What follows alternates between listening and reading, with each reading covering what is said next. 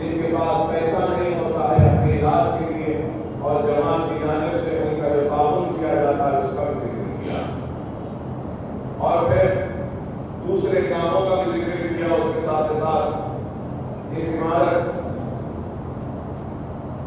کے کام کی تکمیل کا بھی ذکر کیا۔ سن کر مسرت ہوئی، خوشی ہوئی کہ اتنا سارا کام ہو رہا ہے، اور یہ کام کوئی چھوٹا کام نہیں ہے، یہ کام بہت بڑا ہے،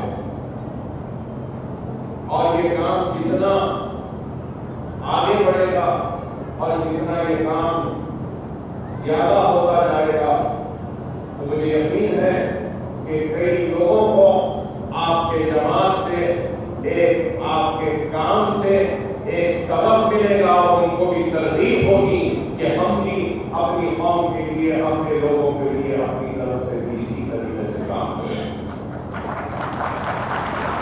ایک کام جب شروع ہوتا ہے تو مسائل آتے ہیں، مصیبتیں آتی ہیں، آزمائش کا وقت بھی آتا ہے، لیکن جو اس وقت ان مسائل، مشکلات اور آزمائش میں کامیاب ہو جاتا ہے تو پھر اس کا کام آگے ہی بڑھتا جاتا ہے۔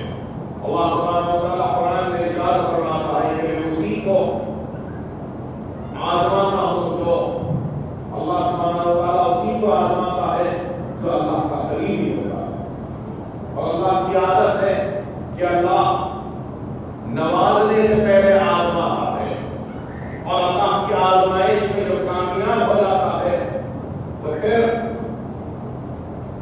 وہ کبھی پیچھے نہیں رہتا، وہ آگے ہی بڑھتا جاتا، اور اللہ کی آزمائش میں جو اللہ سے خوش ہوتا ہے، اللہ اس سے خوش ہوتا ہے اور راضی بھی ہو جاتا ہے، اللہ سے جو ناراض ہوتا ہے اللہ اس سے ناراض ہوتا ہے۔ تو اللہ کی آزمائش سے ناراض نہ ہو، اللہ کی آزمائش میں بھی سرگریز ہو کر اللہ کا شکر ادا کرتے ہوئے الحمدللہ کہتے ہوئے آگے بڑھنے والے کو ہی کامیابی و کامرانی نصیب ہوتی ہے اور اللہ عطا کرتا ہے۔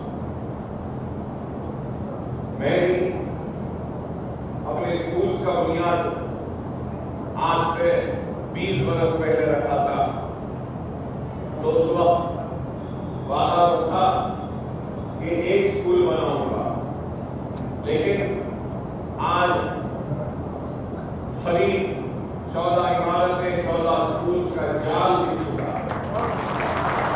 میں نے کبھی سوچا بھی نہیں تھا کہ یہ ممکن ہوگا، لیکن اللہ کا کام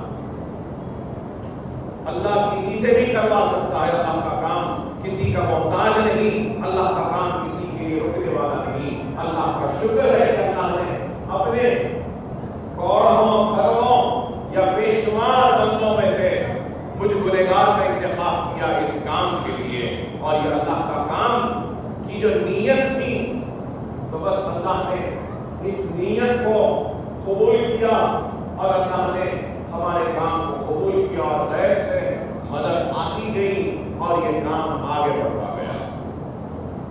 آج جتنے بھی میرے اپنے، میں یہ بات کہنا چاہتا ہوں کہ میرے اپنے اسکول، مطلب یہ کہ مجلس اتحاد المسلمین کے جانب سے ایک ٹرسٹ چلایا جاتا ہے، مجلس اتحاد المسلمین کا ہے وہ ٹرسٹ، جس کا نام دارالسلام ایجوکیشنل ٹرسٹ ہے، اور دارالسلام ایجوکیشنل ٹرسٹ کے زیر انتظام میڈیکل کالج ہے، انجینئرنگ کالج ہے، MBA ہے، MCA ہے، فارمیسی ہے، آرکیٹیکچر ہے، فزیوتھراپی ہے، نرسنگ ہے، اویسی ہاسپٹل ہے، اسرا ہاسپٹل ہے، یہ سارے تعلیمی ادارے دارالسلام ایجوکیشنل ٹرسٹ کے زیر انتظام چلتے ہیں، اور جس کے چیئرمین بیرسٹر اسد الدین اویسی صاحب رکن پارلیمنٹ حیدرآباد میں، صدر کل مجلس اتحاد المسلمین، وہ اس کے صدر ہیں۔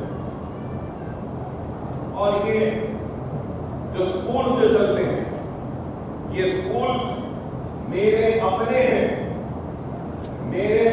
ہیں، جس کو میں نے خود قائم کیا، اور حیدرآباد کی اس عظیم شخصیت کو خراج عقیدت کے طور پر جس شخص نے حیدرآباد کے مسلمانوں کو منظم کیا، متحد کیا، ایک مرکز سیاسی پہ لایا، مجلس اتحاد المسلمین کو مضبوط کیا، اور تعلیمی ادارے، میڈیکل کالج، انجینئرنگ کالج، دواخانے، یہ سب اس کا جال بچھایا، وہ شخصیت کوئی اور نہیں بلکہ مجلس اتحاد المسلمین کے مرحوم صدر سالار ملت الحاج سلطان صلاح الدین کوئی صاحب کو خراج کے طور پر ہم نے سالار ملت ایجوکیشنل ٹرسٹ کا قیام عمل میں لایا۔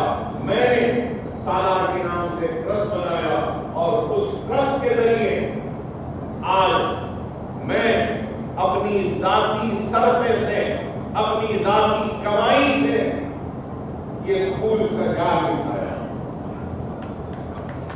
وہ ایک خیال ہے جو سالار کی ملت کرتے ہیں،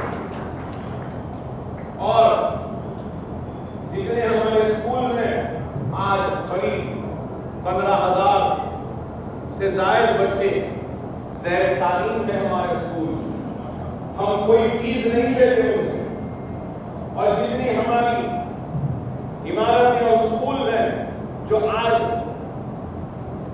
جن کا سنگ بنیاد یا زیر تکمیل ہے یا تعمیر ہے، اگر یہ تکمیل ہو جائیں گے پوری عمارتیں تو ہمارے اسکولز میں جملہ 33,000 بچے زیر تعلیم رہتے ہیں، اور کسی سے بھی ایک پیسہ فیس نہیں دیا جاتا۔ ماہانہ خرچ آج کی تاریخ میں 50 لاکھ سے زائد ہے۔ جب سارے اسکول ہمارے کھل جائیں گے، آپریشنل ہو جائیں گے، تو ماہانہ خرچ ہمارا قریب 1 کروڑ روپے کا آئے گا۔ 1 کروڑ کا ماہانہ خرچ ہے، اور یہ خرچ میں اپنے جیب سے، اپنے ذاتی کمائی میں سے دوں گا، کسی سے لے کر نہیں دوں گا۔ یہ عمارتیں بنی ہیں تو کسی کے تعاون کے بغیر اپنی ذات سے میں نے بنایا۔ تو میں بتانا یہ چاہتا ہوں کہ اگر کوئی ارادہ کر لے اور اس کی نیت صاف ہے تو اللہ سبحانہ و تعالیٰ خود راستے بناتا ہے، خود حالات بنتے جاتے ہیں۔ آج ہمارے پاس ہمارے اسکول میں صرف فری ایجوکیشن نہیں دیا جاتا۔ میں آپ تمام سے، آپ کی جماعت کے ذمہ داروں سے، یہاں موجود لوگوں سے بھی درخواست کروں گا کہ کبھی تھوڑا وقت نکال کر آئیے اور ہماری عمارتوں کو دیکھیے، اور آپ خود دیکھ کر کہیں گے کہ یہ غریبوں کا مدرسہ نہیں ہے، یہ رئیسوں کے بچوں کے پڑھنے کا مدرسہ ہے، اور ان مدرسوں میں یہ انفراسٹرکچر میں اتنی غیر معمولی، اتنی بڑی عمارتوں میں غریبوں کو پڑھا ہے۔ ہمارا مقصد یہ ہے کہ کوئی غریب یہ نہ سمجھے کہ ہم غریب ہیں اس لیے ہمارا اسکول غربت کا شکار ہے، اور اسکول کی دیوار اپنی غربت اور اپنی ذوق-و-حالی کو بیان کرتا ہوں۔ میں یہ چاہتا ہوں کہ اچھے سے اچھے مراکز بنے، تاکہ ایک رئیس کا بچہ بھی جب اس غریبوں کے مدرسے کو دیکھے تو اس رئیس کے بچے کے دل میں بھی حسرت جاگے کہ کاش میں مدرسوں میں پڑھا۔ چیریٹیبل یا خیراتی ادارے جو ہوتے ہیں، تو آپ دیکھتے ہیں کہ جو دیواریں اٹھا دی، ایک ٹیم کا شیڈ ڈال دیا، شطرنج کی رات بچھا دی اور بچوں کو پڑھانے کا کام کیا، لیکن اب اویسی ایسا کام نہیں کرے گا۔ رئیسوں کے بچے کارپوریٹ اسکول میں جو جا کر لاکھوں روپیہ دے کر بھی جو سہولتیں نہیں ملتی، آج اس سے اچھی سہولتیں ہم غریب بچوں کو مفت تعلیم دینے سے برابر کرتے ہیں۔ یہ کام صرف تعلیم کا نہیں، مغل پورے میں ہم نے فخر ملت کے نام سے ایک عمارت بنائی، وہاں پر ہم پوری کمپٹیٹیو ایگزامز کی ٹریننگ کا مرکز بنا ہے، جہاں پہ ہم نیٹ کی ٹریننگ ٹریننگ دیں گے, IIT کی ٹریننگ دیں گے, ہم وہاں پہ LSAT کی ٹریننگ دیں گے, LAWSET کی ٹریننگ دیں گے, ISET کی ٹریننگ دیں گے, ہم وہاں پہ IELTS کی ٹریننگ دیں گے, GMAT کی ٹریننگ دیں گے. ہم وہاں پر جتنے بھی کمپٹیٹیو ایگزام ہیں انشاءاللہ تعالیٰ آنے والے کل میں ہمارا ارادہ ہے کہ سول سروسز کی بھی ٹریننگ دیں گے, گروپ 1 کی بھی ٹریننگ دیں گے, گروپ 2 کی بھی ٹریننگ. ایک اتنا بڑا مرکز 64,000 اسکوائر فٹ کی عمارت ہے, اور وہاں پہ ہم نہ صرف یہ امتحانات کی ٹریننگ دیں گے بلکہ ہمارا مقصد ہے کہ وہاں اس مرکز میں ایک کیریئر گائیڈنس کا ایک سیل بنائے تاکہ ہم ہمارے آنے والی نسل اور نوجوان بچے کے کیریئر کو, ان کے مستقبل کو بنانے کی رہنمائی کر سکیں, بتا سکیں کہ سائنس میں صرف ڈاکٹر بننا ہی نہیں ہے, سائنس میں اور بھی فیلڈ ہے جس میں آپ جا سکتے ہیں. اگر اکنامکس میں جاتے ہیں تو اکنامکس میں اور بھی فیلڈ ہیں آپ جس میں جا سکتے ہیں. کتنے فیلڈ ہیں وہ بتانا. عام فہم بات یہ ہے کہ میتھمیٹکس ہے تو انجینئرنگ, سائنس ہے تو MBBS نہیں. میتھمیٹکس اگر پڑھتے ہیں تو انجینئرنگ کے علاوہ بھی آپ آگے بڑھ سکتے ہیں, کامرس میں جا سکتے ہیں, اکاؤنٹنگ میں جا سکتے ہیں, چارٹرڈ اکاؤنٹنٹ بن سکتے ہیں. آپ پھر MBA کر سکتے ہیں, MBA میں آپ سیلز میں جا سکتے ہیں, MBA میں ریسرچ میں جا سکتے ہیں. ایک پروڈکٹ کے نامس کے بعد بھی ریسرچ ہوتا ہے, ایک عمارت بن رہی ہے تو اس کا بھی ریسرچ ہوتا ہے. یہ زمین ہے تو اس زمین میں کمرشل بلڈنگ بنائی جائے یا ریزیڈینشل بنایا جائے, اس کا اماؤنٹ کتنا رکھنا چاہیے, اس کی قیمت کتنی رکھنی چاہیے تاکہ اس پروجیکٹ کو کامیاب کرے, یہ بھی ریسرچ ہوتا ہے. ہم یہ بتانا چاہتے ہیں یہ ہمارا مقصد صرف میڈیکل کی فیلڈ نہیں, MBBS ڈاکٹری کی فیلڈ نہیں, آج بایو ٹیکنالوجی کی فیلڈ ہے, آج ریسرچ کی فیلڈ ہے. کینسر میں ریسرچ ہو رہا, سائنٹسٹ ریسرچ کر رہے ہیں, کووڈ میں ریسرچ ہو رہا, ڈائبٹیز میں ریسرچ ہو رہا ہے, ریسرچ ہو رہا ہے ملیریا پر, ریسرچ ہو رہا ہے مکھی اور مچھر سے پیدا ہونے والی بیماریوں پر, ریسرچ ہو رہا ہے کہ کس طریقے سے کینسر کو ختم کیا جا سکتا. ریسرچ کی فیلڈ میں بھی جا سکتے ہیں. ٹیکنالوجی میں آج آرٹیفیشل انٹیلیجنس آ رہی ہے, آرٹیفیشل انٹیلیجنس کا سافٹ ویئر ہے, یہ بھی ٹریننگ ہے. تو ایسے مختلف جو چیزیں ہیں ہم مختلف شعبے جات کے ایکسپرٹس کو وہاں پر بٹھا کر ہماری نوجوان نسل کی رہنمائی کریں گے کہ تم اس فیلڈ میں جاؤ, اس فیلڈ میں جاؤ, اس فیلڈ میں جاؤ. آج ہمارے جتنے اسکول ہیں وہ دن میں اسکول چلتے ہیں. آپ کو سن کے حیرت ہوگی کہ سالانہ ملت ایجوکیشنل ٹرسٹ کے زیر انتظام چلائے جانے والے اسکول میں ہم نے اب تک 1,00,000 خواتین کو ٹریننگ دی ہے. 1,00,000 معلوم نہیں ہے. گھر میں بیٹھ کر ہماری پردہ نشین بیٹی, ہماری پردہ نشین ماں اور بہن گھر میں بیٹھ کر کاروبار کر سکتے ہیں, گھر میں بیٹھ کر بھی کچھ کمائی کر سکتے ہیں.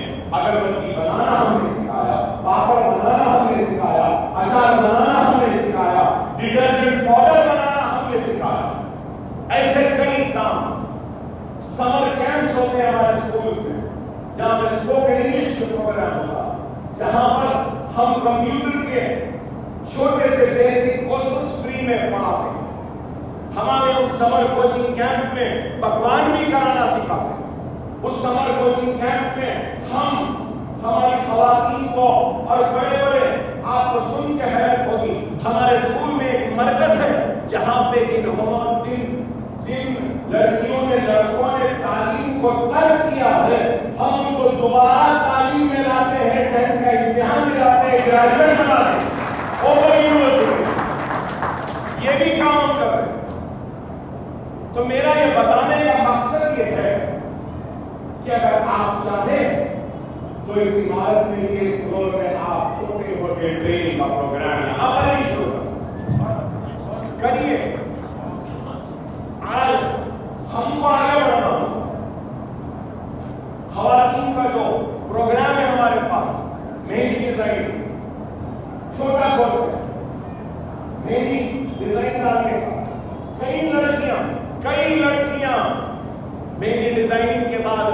مہندی جو شادیاں ہوتی ہیں تقاریب ہوتی ہیں تو وہاں جا کے مہندی کی ڈیزائن دلہن پہ یا دلہے والے یا دلہن والوں کے ہاتھ پر پیر پر مہندی کے ڈیزائن خوبصورت کتاب ہے. ہم وہ ٹریننگ دیتے. میرے ہر اسکول میں بیوٹی پارلر ہے. بیوٹی پارلر ہر اسکول میں ہے جہاں پہ ہم بیوٹیشن کا کورس پورا دیتے ہیں. بال کاٹنے کا, میک اپ کا, بیوٹی پارلر کے جو بھی کورس ہے سارے کورسز دیتے ہیں. اور اس کے بعد ہم ایک چھوٹا سا بیوٹی کٹ ایک ہوتا ہے, وہ کٹ بھی وہاں سے تعلیم اور کورس کمپلیٹ کرنے والی لڑکی کو ہم دیتے ہیں تاکہ وہ اپنے کاروبار پہ لگ جائے. ایسی چیزیں ہیں جو ہم کر رہے ہیں. الحمدللہ اللہ ہم سے کام لے رہا. آپ کی بھی جماعت کام کر رہی ہے, چھوٹے موٹے قریب. آپ کو یہ بھی بتاؤں کہ میرے ہر اسکول میں میٹرک اور 10th امتحان سے پہلے 3 مہینے کا ہم فری 10th SSC کے ایگزامز کے کوچنگ کا سینٹر بھی رکھتے ہیں. اور سوئی ختم ہوا, امتحانات 10th کے چل رہے ہیں, 1-2 دن میں ختم ہو جائیں گے. ہم نے 10th کے بچوں کو بھی ٹریننگ دے دی اور 9.5 اگر کوئی بھی ہمارے کوچنگ سینٹر سے اسکور کرتا ہے تو ہم 20,000 25,000 کا انعام دیتے ہیں ان بچے کو. یا پھر اس کی انٹرمیڈیٹ کی فیس دیتے ہیں. ہم یہ کام کر رہے ہیں, یہ بنیادی کام. جذباتی نعرے, جذباتی تقاریر یہ اپنی جگہ ہے, لیکن یہ بنیاد ہے قوم کی ترقی کا ضامن بنتا ہے اور ضمانت بنتا ہے. تو یہ کام بنتا ہے, علم بنتا ہے, روزگار. اور اس کام کو ہم جانتے ہیں. آج کھڑے رہ کر کسی کا جواب دینا بہت آسان ہے.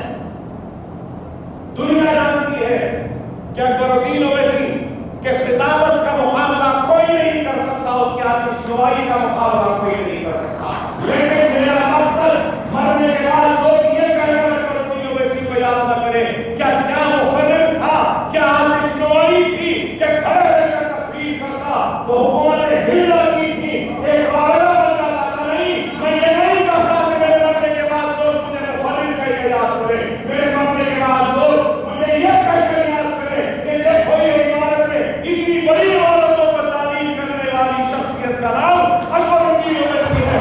ہم کو علم دینے والے کا نام اکبرالدین اویسی ہے, ہم کو تعلیم دینے والے کا نام اکبرالدین اویسی ہے. یہ کام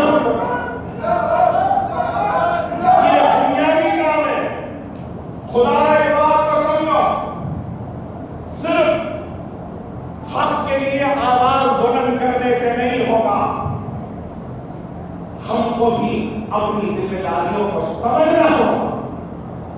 اللہ اس وقت تک کسی کی مدد نہیں کرتا جب تک کہ وہ خود اپنی مدد نہیں کرتا. اللہ کی مدد کہ محتاج تو ہر کوئی ہے, لیکن اللہ کی مدد کی فریاد کرنے سے پہلے خود اپنی مدد کرنا سیکھو.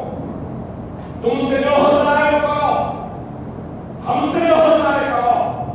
اللہ اس کے رسول کی قسم اگر ہندوستان کا مسلمان صحیح طریقے سے زکات نکال لے تو ہی ہماری آدھی پریشانی کو دور ہو. افسوس کہ ہم گورنمنٹ کا ٹیکس ضرور دیتے ہیں, پراپرٹی ٹیکس دیتے ہیں, انکم ٹیکس دیتے ہیں, سیلز ٹیکس دیتے ہیں, سب دیتے ہیں. اس ڈر میں دیتے ہیں کہ نہیں دیے تو پکڑ لیں گے, نہیں دیے تو جیل میں چلے جائیں گے, نہیں دیے تو سزا ہو جائے گی. ارے تم کو دنیا کی سزا کی فکر ہے اور ڈر ہے, لیکن اللہ کا ٹیکس دینے سے تم بھاگتے ہو. اللہ کا عذاب آئے گا ان لوگوں پر جن کو اللہ نے دولت سے نوازا لیکن اپنی زکات برابر نہیں نکالا. اگر زکات نکال لیں گے تو پھر ہم کو کسی کے سامنے ہاتھ پھیلانے کی ضرورت نہیں. یہاں اتنے لوگ بیٹھے, آپ اپنی زکات نکال دیجیے, جو دینا ہے خیرات دے دیتے ہیں بہت سارے لوگ, لیکن اس کے بعد کئی لوگوں کو کچھ نہ کچھ شوق ہوتا, کسی کو تمباکو کا شوق ہوتا, تو کسی کو سینما کا شوق ہوگا، کسی کو اچھے کپڑوں کا شوق ہوگا، تو کسی کو اچھے گاڑیوں کا شوق ہوگا۔ سب زکات نکالنے، خیر خیرات سب کرنے کے بعد بھی اپنے اوپر اپنے شوق کے لیے بھی انسان خرچ کرتا ہے۔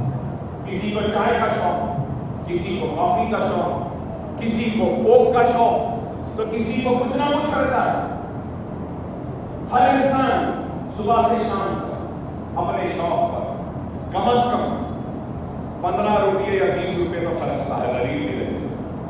اگر پیسے والا ہے تو وہ تو خیر ہزاروں روپے خرچ کرتا ہے۔ ہر شخص جو اپنی شوق پر، اپنی چائے پہ، اپنی کافی پہ، اپنے کپڑوں پہ، اپنے کوک پہ، اپنے ٹھنڈے کسی جوس پہ اگر خرچ کر رہا ہے، اگر وہ اپنے خرچے میں سے روزانہ 1 روپیہ نکال دے اور ایک ڈبے میں ڈال دے تو مہینے کو 30 روپیے جمع ہو گئے، کیا نہیں ہوں گے؟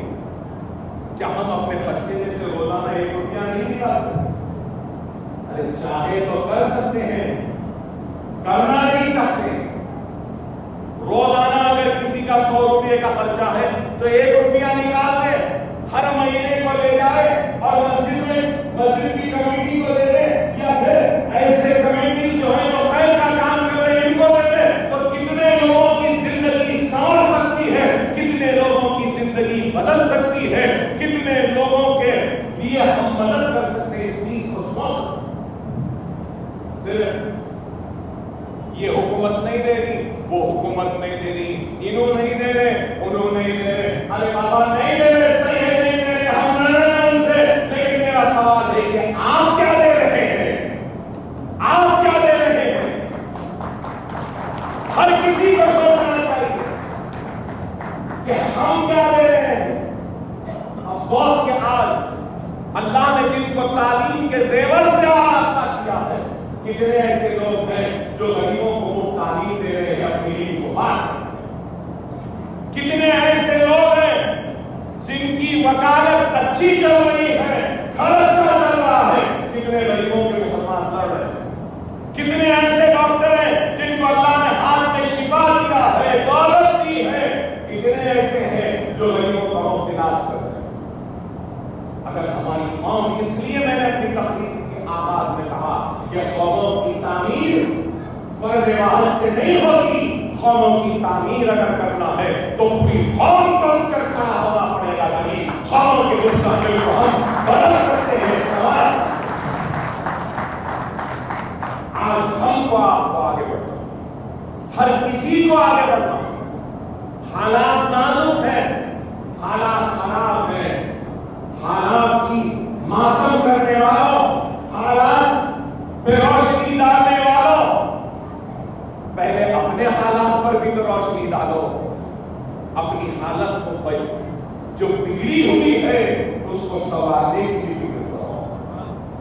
آج ہمارے جو بھی حالات ہیں اللہ انہیں معاف کرے، آپ بھی انہیں معاف کرے۔ اگر ہمارے اعمال اچھے ہو جائیں گے تو حالات بھی اچھے ہو جائیں گے، اعمال اگر برے ہوں گے تو حالات اور برے ہو جائیں گے۔ یہ میرا ایمان، برا دیکھے گا لوگوں کو کہ اکبر اویسی کیا کہہ رہا ہے، اکبر اویسی حق کہہ رہا ہے۔ جس کے اعمال اچھے اس کے حالات اچھے، جس کے اعمال برے اس کے حالات بھی برے۔ اپنے اعمال میں تبدیلی لاؤ، گناہ سے پرہیز کرو، حرام سے دوری اختیار کرو، مساجدوں کا رخ کرو، آباد کرو، گھروں کے تابداروں میں جو رکھی ہوئی قرآن ہے اس قرآن کو نکال کے پڑھنا شروع کرو، سنت رسول اللہ پہ عمل کرنا شروع کرو، شریعت کے بتائے ہوئے راستے پر چلو، حلال حرام کی تمیز کو پہچانو، حرام سے دور رہو، حلال کے قریب رہو، یتیموں کی مدد کرو، بیواؤں کی مدد کرو، غریبوں کی مدد کرو، اور پھر دیکھو اللہ غیر سے تمہاری مدد کرے۔ یہ میرا ایمان ہے۔ حالات خراب، حالات خراب، حالات خراب، ہاں بے شک خراب ہے، لیکن ہم کتنے اچھے ہیں پہلے اس کا محاسبہ تو کر لو۔ اپنے گریبان میں تو چھانپ کر دیکھ لو کہ ہم میں کتنی اچھائیاں ہیں، کتنی برائیاں ہیں۔ آج وقت اور حالات چیخ کر چلا کر ہم سے اگر کہہ رہی ہیں تو وہ ایک ہی بات کہہ رہی ہیں کہ منظم ہو جاؤ، متحد ہو جاؤ، مسلکی اختلاف کو دور کرو، عقائد کے جھگڑوں میں نہ پڑو، لا الہ الا اللہ محمد رسول اللہ کرنے کی بنیاد پر منظم ہو جاؤ اور متحد ہو جاؤ، اپنے روٹے ہوئے خدا کو بناؤ، نماز کے سجدوں سے سجا دو مساجدوں کو، اور اپنے نماز کے سجدوں سے گر کر گڑگڑا کر اپنے آنسوؤں کے ذریعے اپنے روٹے ہوئے اللہ کو بناؤ، قرآن کے ترجمے سے پڑھو، سنت رسول اللہ بیان کرو، شریعت کو اپنی زندگی کا حصہ بناؤ۔ ارے یہ دنیا کیا ہے؟ ارے دنیا پانی ہے، ختم ہونے والی ہے، یہ دنیا حسین ہے، خوبصورت ہے، اس دنیا میں برفیلے چٹان ہیں، خوبصورت پھول ہیں، ہریالی سے بھرے ہرے ہرے چٹان ہیں، اس دنیا میں حسن ہے، اس دنیا میں جمال ہے، اس دنیا میں طاقت ہے، سب کچھ ہے، لیکن یاد رکھو کہ دنیا میں سب سے بڑا عیب ہے، وہ یہ ہے کہ دنیا ختم ہونے والی، یہ دنیا ختم ہونے والی ہے۔ رسول اللہ صلی اللہ علیہ وسلم نے دنیا اور آخرت کے بارے میں حدیث شریف میں ارشاد فرمایا کہ اس انگلی کو سمندر میں ڈبا دو، یہ انگلی جتنے بھیگے گی یہ تمہاری زندگی ہے، اور سمندر کے معنی وہ ہے وہ تمہاری آخرت۔ ہم کو انگلی کے بھگونے کی معنی زندگی کی فکر ہے، زندگی کی طرف ہے، اس زندگی کی خواہش ہے، لیکن سمندر کے معنی آخرت کی پرواہ نہیں، فکر نہیں، تو اللہ اس قوم کی مدد کرے پھر کیسے کرے بتاؤ؟ وہ قوم آج مصیبت میں ہے تو اس کی وجہ کیا ہے؟ دنیا قریب آ گئی، آخرت دور ہو گئی، دنیا کی محبت غالب آ گئی، آخرت کی فکر دور ہو گئی۔ اس لیے آج ہمارا یہ حال ہے۔ خدا را حالات کی نزاکت کو سمجھو، اپنی ذمہ داریوں کو سمجھو، کھڑے رہ کر جذباتی تحریر کرنا کسی کا جواب دینا بڑا آسان ہے، میں جواب دوں گا، میں کبھی جواب دوں گا ان کا بھی جو ہم پہ الزام لگاتے ہیں، میں جواب دوں گا ان کا بھی جو ہم میں تہمت لگاتے ہیں، لیکن اس جواب کو دینے سے پہلے میں اپنا محاسبہ کرنا چاہتا ہوں کہ مجھ میں کیا کمزوری ہے، مجھ میں کیا خامی ہے، اس کو دور کروں پہلے اور بعد میں ان کو جواب۔ جس کو جو بولنا ہے بولنے دو، کچھ نہیں ہوگا کسی کے بولنے سے، اللہ راضی تو دنیا کی کوئی طاقت ہم کو جھکا نہیں سکتی، ہم کو ختم نہیں کر سکتی، بس اللہ کو راضی کرنے میں سن جاؤ۔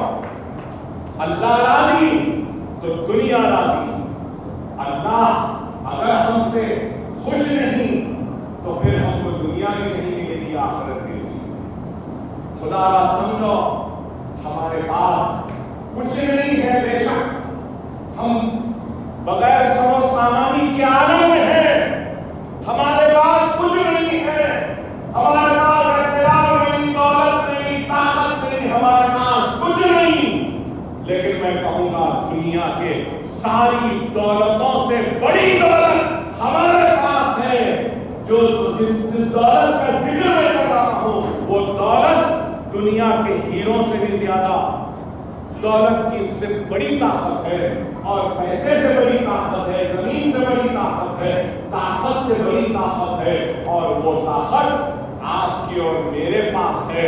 اللہ نے ہم کو رسول اللہ کا امتی بنا کر لا الہ الا اللہ محمد رسول اللہ جو کلمہ دیا ہے، یہ دنیا کا سب سے طاقتور ترین چیز ہے جو ہمارے پاس۔ پھر بھی آپ کہتے ہیں کہ ہم کمزور ہیں، نہیں۔ اگر کوئی سچے دل سے لا الہ الا اللہ محمد رسول اللہ کلمہ پڑھ لے تو وہ کلمہ پڑھتے پڑھتے سمندر کا پار کر سکتا ہے۔ معلوم آپ کو کو پار کر سکتا. ارے یہ طاقت ہے تمہارے پاس، لیکن پھر بھی کہتے ہو کہ نہیں میں کمزور ہوں. موسیٰ نے ہاتھ اٹھا کر دعا کی تھی کہ اے اللہ کاش تو مجھے امت محمدی بنا کے دنیا میں بھیجا. کس نے؟ موسیٰ نے دعا کی تھی کہ اللہ کاش تو مجھے امت محمدی بنا کر بھیجا. یہ ہے آپ کا مقام، یہ ہے آپ کا مقام.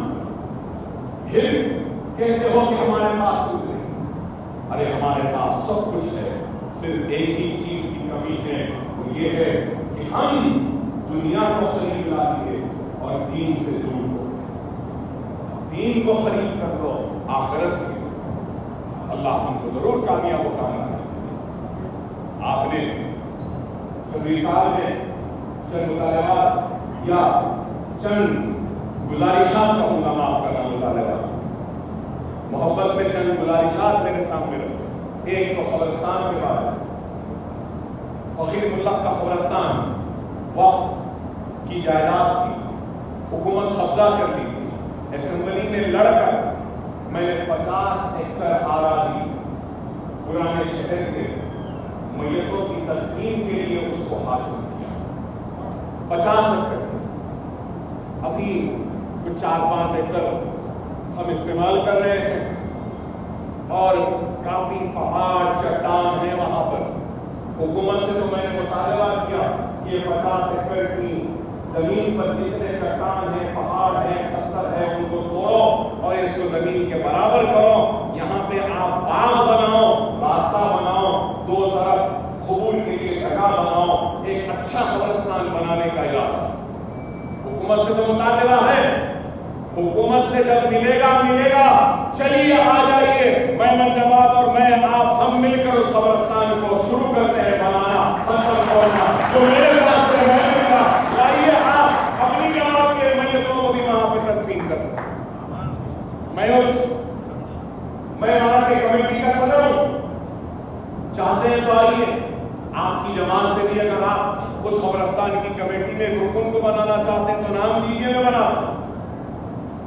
وہ سارے لوگوں کے لیے ہے قبرستان، سنیوں کے لیے، شیعوں کے لیے ہے، سب کے لیے ہے.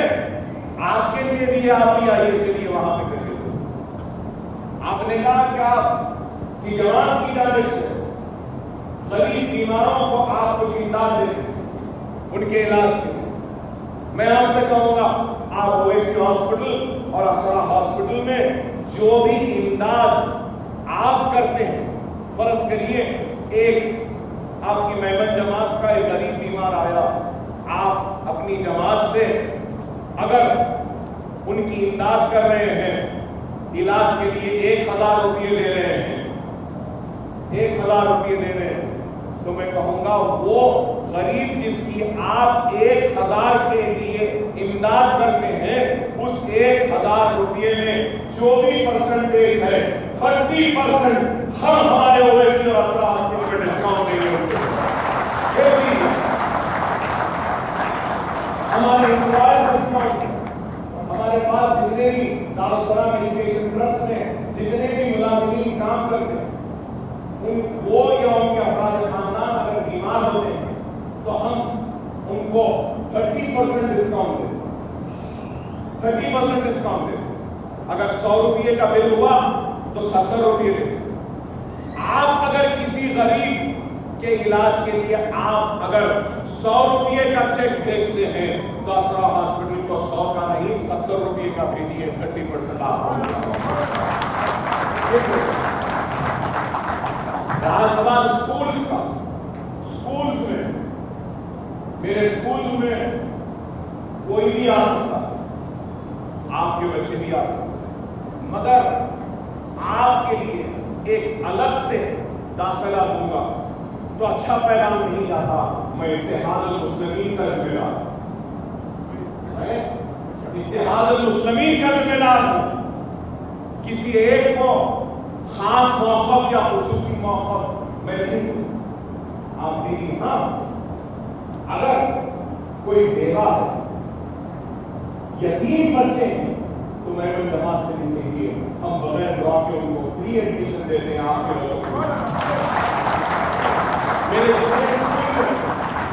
اسکول میں ہم یتیم جو ہوتے ہیں ان کو بغیر دعا کے ہم دیتے ہیں، اور اگر طلاق شدہ اگر کوئی لڑکی ہے عورت ہے تو ان کو بھی ہم ڈرا میں لیں گے، اگر کوئی معذور ہے ماں باپ تو ان کو بھی ڈرا میں نہیں لیں، ہم ایک گھر سے ایک کو دیتے ہیں، لیکن یتیم کو ہم ایک گھر سے ایک نہیں، جتنے بھی یتیم ہیں گھر میں اگر 10 یتیم ہے تو 10 کو بھی دیتے ہیں، اگر بیٹا اگر ہے اور وہ پڑھا ہے کوئی نہیں ہے اس عورت تو اس کو بھی ہم دیتے ہیں، اگر ایک گھر میں اگر ماں باپ معذور ہے ان کے اچھے بچے ہیں 10 بھی ہیں تو 10 کو بھی ہم دیتے ہیں، اگر ایسے ہیں تو ضرور دیں ہم آپ کو بھی دیں، لیکن اس کے لیے ایک چیز ضروری ہے، سب بولیں اس سال میں نے ہر سال ایسا تھا میرے اسکول میں بس ایک ایسے سفید کاغذ پہ لکھ دے اور درخواست دے دے، داخلہ مل جاتا تھا، زیادہ رہ کر ڈرا، لیکن میں نے اس سال سے ایک لزوم عائد کیا، اور وہ لزوم کیا ہے کہ میں اسی کو داخلہ دوں گا جس کے ماں اور باپ کا ووٹر آئی ڈی کارڈ ہو، آدھار کارڈ ہو، راشن کارڈ ہو اور بلڈ گروپ کا سرٹیفکیٹ ہو۔ ارے پھر مجھے بھی تو پتا چلنا ہے نا میں کس کو پڑھا رہا ہوں، اس کی ووٹر لسٹ آدھار کارڈ ہونا چاہیے یا نہیں؟ میری توقع کیا ہے؟ میری توقع یہ ہے کہ میں 13 سال بغیر پیسے لیے پڑھاتا ہوں، تو میں یہ چاہتا ہوں کہ میں جانوں کہ میں کس کو پڑھا رہا ہوں۔ حالات صحیح نہیں ہے، سی اے ہے، این آر سی ہے، روہنگیا کی بات، بنگلہ دیشی کی بات، کل کے دن یہ اسکولوں میں 30,000 بچے پڑھ رہے ہیں، تو دشمنوں کو کیا گزر رہی ہوگی، دشمنوں کی نظریں کیسی ہوگی مجھ پر، یہ آپ اندازہ لگا سکتے ہیں۔ اس اسکولوں کو بند کرنے کے لیے شاید وہ اندازہ لگا رہے کہ اکبر صاحب بنگلہ دیشیوں کو پڑھا رہے، اکبر صاحب روہنگیا کو پڑھا رہے، اس لیے ضروری ہے کہ میں پڑھا رہا ہوں تو ہندوستانی کو پڑھا رہا ہوں، نیشن بلڈنگ کا حصہ بن کے میں اپنے ملک کو بنا رہا ہوں، غریبوں کو تعلیم دے کر، اس لیے ہم ووٹر آئی ڈی لے رہے ہیں، آدھار کارڈ لے رہے ہیں، افسوس ہوتا ہے مجھے بولتے ہوئے، ہمارے ابتدائی کے صدور بھی ایسے ہیں، بات ابتدائی جو کمیٹی ہوتی ہے ہماری اس کے صدور و معتمد بھی ہیں، تو وہ ان کے پاس ان کا ووٹر آئی ڈی کارڈ ہے، بیوی کا ووٹر آئی ڈی کارڈ نہیں۔ مجھے آ کے بولے اکبر صاحب میں آپ کا سبق ہوں نا، میرے بچے کو دے دو، میں نے کہا دوں گا ضرور، آپ کا ووٹر آئی ڈی کارڈ دیجیے، آپ کی بیوی کا نہیں صاحب میری بیوی کا نہیں ہے، انہوں شادی سے پہلے یعقوب پورے میں رہتے تھے اور اب چل رہے مٹے میں آ گئے، ان کا نہیں ہے۔ تو بابا آپ شادی کرو، بچہ آپ کا ماں کے پیٹ میں 8 مہینے 9 مہینے رہا، بچہ 1 سال نہیں 2 سال 3 سال 4.5 سال کی عمر میں آ گیا، داخلے کے لیے درخواست دے رہے ہیں اور آپ اپنا کارڈ نہیں بنائے اور میں داخلہ دے دوں۔ ارے آج آپ بتاؤ ہمارا ووٹر آئی ڈی کارڈ ہماری شہریت کا سب سے بڑا ثبوت ہے، اور آج وہ بھی نہیں ہے ہمارے پاس لوگوں، ہم بولتے ہیں ارے پولنگ کموری، ارے اس کو ووٹ ہی نہیں ہے اس واسطے کموری ہے، گالی نہیں ہے۔ تو آج ہم لوگوں میں، اور اگر آپ کے پاس ووٹر آئی ڈی کارڈ بھی ہے تو گورنمنٹ کے اسکیم سے بھی آپ استفادہ نہیں کر سکتے، اسکالرشپ نہیں مل سکتا، لون نہیں مل سکتا، ہاؤسنگ 2 بیڈ روم نہیں مل سکتا، جتنے بھی گورنمنٹ کے اسکیم ہیں جب تک آپ کا voter I D card, Aadhaar card, ration card نہیں ملتا، آروگیہ علاج فری علاج وہ بھی نہیں ہو سکتا۔ آپ بتاؤ بہت سے لوگوں کے پاس آدھار کارڈ، مجھے بولے آدھار کارڈ دے دو، آپ دیکھو کتنی ہوشیاری ہے، آدھار سے اسکیم لاتے ہیں، آدھار ضروری ہے تو